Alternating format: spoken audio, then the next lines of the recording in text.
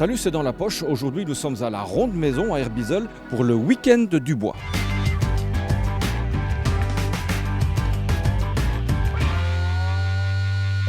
Alors nous sommes avec Sophie Volonté de la SBL Ronde Maison. Bonjour Sophie. Cette Ronde Maison, elle a une histoire? Oui, bien sûr. C'est l'ancien pavillon de chasse du Prince de Ligne. Donc il y avait un château à Belleuil, également à Beaudour. Et ici, depuis une trentaine d'années, c'est une ASBL qui s'appelle la Ronde Maison et qui est gérée par la province. Et qu'est-ce qu'on y fait comme activité? Essentiellement des activités liées à la nature, ainsi que des rencontres littéraires, des expositions. Eh bien, en parlant nature, nous avons rencontré un grand défenseur de la nature qui vient d'être fait docteur honoris causa à Lumons, c'est Nicolas Hulot. Rentrée académique sous haute surveillance à Lumons, les jeunes de l'AJ provinciale sont là. L'Assemblée des jeunes, c'est 56 jeunes élus par leur père et autant de suppléants et qui vont représenter les écoles provinciales au sein d'une assemblée qui va se réunir au sein même de l'hémicycle du gouvernement provincial et qui vont nous présenter des projets en lien direct avec les 17 objectifs de développement durable. On espère qu'ils vont nous amener des idées innovantes, jeunes, éclatantes et que nos autorités vont les suivre. Bonjour, je m'appelle Gladys, je viens de l'IPESAT. Salut, je suis Brandon, je suis étudiant au lycée provincial Nicole Fontaine en automobile. Je suis Loïc Osdagonli de l'APM de Mons. Leur objectif, interpeller Nicolas Hulot, promu docteur honoris causa, pour son action en faveur du climat. En tant qu'étudiant en automobile, est-ce que vous pensez réellement que les voitures sont responsables de toutes les pollutions? Elles ne sont pas ni plus ni moins responsables de toutes les pollutions. Elles participent à la pollution, avec des pollutions diverses. Vous avez les moteurs à essence qui rejettent du CO2, vous avez les moteurs diesel qui rejettent des particules fines. Voilà, c'est une partie du problème, mais ce n'est pas le tout d'un problème. Et que pensez-vous de la réouverture des charbonnages par Donald Trump? C'est criminel.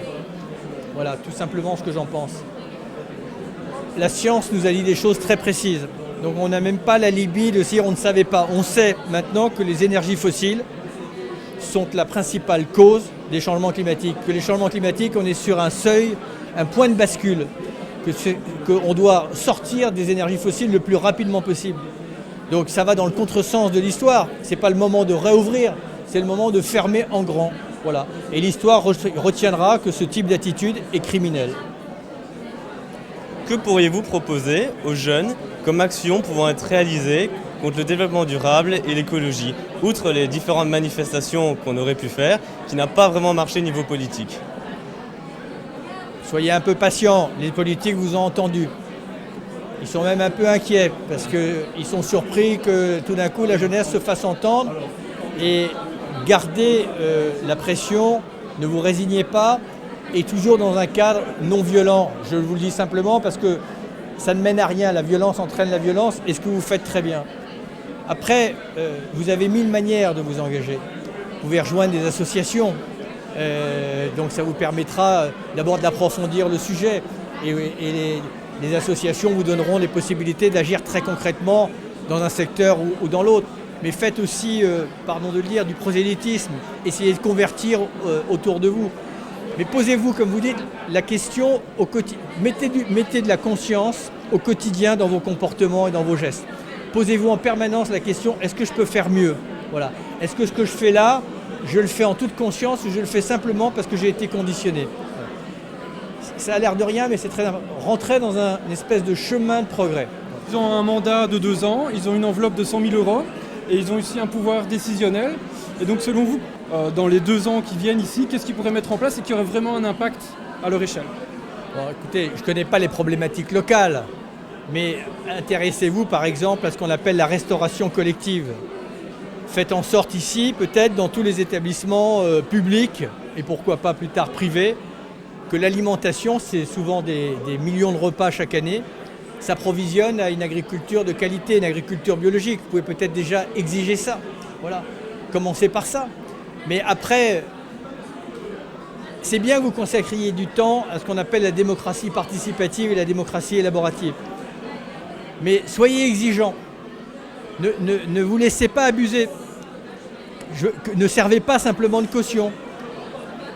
Si on vous écoute, il faut que ça soit traduit dans les faits après. Donc ne soyez ni naïfs, ni par anneau. Voilà, d'accord ? Sophie, ce week-end, c'est le week-end du bois, il va y avoir plein d'activités. Oui, évidemment, dès vendredi, nous attendons à peu près 200 enfants pour faire des activités nature dans le bois. Et samedi, c'est tout public, on vous attend très nombreux pour faire des balades de pleine conscience, la découverte des corps de chasse, grimper dans les arbres, faire des ateliers créatifs, du land art. Il va y avoir des démonstrations d'élagage et nous allons même pouvoir cueillir des champignons dans les bois. Ah ben, en parlant de champignons, nous sommes allés cueillir non pas des champignons, mais des légumes dans le jardin potager de l'Athénée provincial Jean d'Aven. Cette imposante bâtisse héberge l'école d'horticulture de l'Athénée provincial Jean d'Aven. Côté court, l'ancien terrain de basket, abandonné. Le plus intéressant est ce qui se passe côté jardin.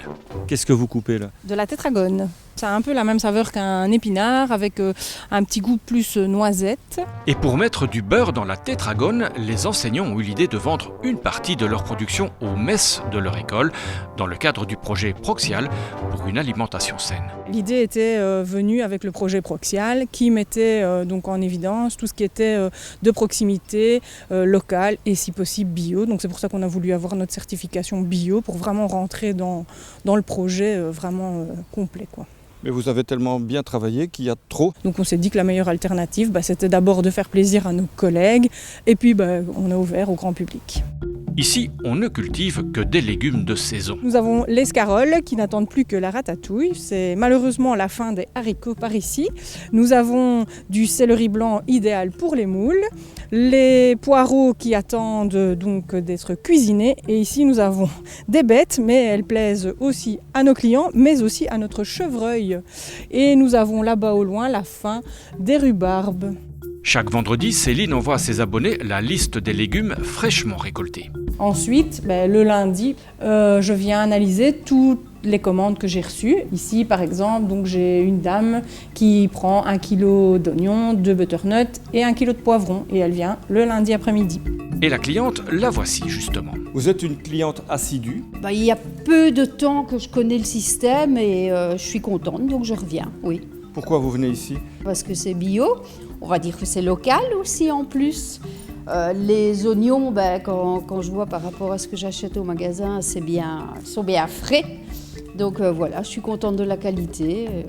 Proxial n'a pas seulement changé la manière de manger. Le fait d'avoir la finalité, le fait de voir aussi que les élèves pouvaient peut-être consommer au réfectoire, ça a permis quand même qu'ils aient vraiment un sens à leur travail, quoi. Ils allaient vraiment du début jusqu'à la fin. C'est une petite entreprise finalement ? Oh oui, c'est un peu une forme de mini-entreprise, oui.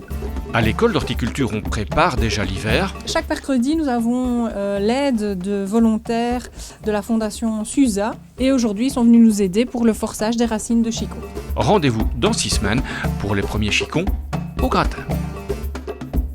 Alors Sophie, l'un des grands moments du week-end du bois, c'est la balade nocturne ? Oui, bien sûr. Donc, c'est samedi soir. Le thème est la découverte des féeries du Prince de Ligne. Il y aura différents départs, à 19h30, le dernier à 20h30. Et donc voilà, nous vous attendons très nombreux avec les torches pour pouvoir nous éclairer la nuit. Eh bien, en parlant de balade, nous sommes allés nous promener à travers le temps. Nous sommes allés à la rencontre de Paul Pasture à la fabrique de théâtre. Certains soirs, à l'Université du Travail, il règne une étrange atmosphère, comme si quelqu'un s'était remis au travail. Vous voyez le bureau de Paul Pasture tel que nous l'avons reconstitué et on essaye à travers ce bureau de raconter l'histoire de cet homme visionnaire qui a imaginé, mis en place la commission provinciale des loisirs de l'ouvrier. L'ouvrier va jouir de 8 heures de loisirs. Qu'en fera-t-il ? Lettre à Paul Pasture, c'est l'hommage de la fabrique de théâtre aux 100 ans de culture en Hainaut. Une année extraordinaire, 1919, puisque c'est l'année de la fondation de la Société des Nations, la fondation du Bauhaus, la fondation de l'Organisation internationale du travail. Donc le Hainaut se situe en fait dans cette, on va dire, cet élan international. 100 ans après, le message de Paul Pasture n'a rien perdu de son actualité. Dans les mémoires, il est toujours au travail. Nous sommes les héritiers, d'une certaine manière spirituelle. Nous essayons d'interroger en fait ce pourquoi cette CPLO est née, quels étaient les enjeux à l'époque et puis finalement quels sont les enjeux aujourd'hui.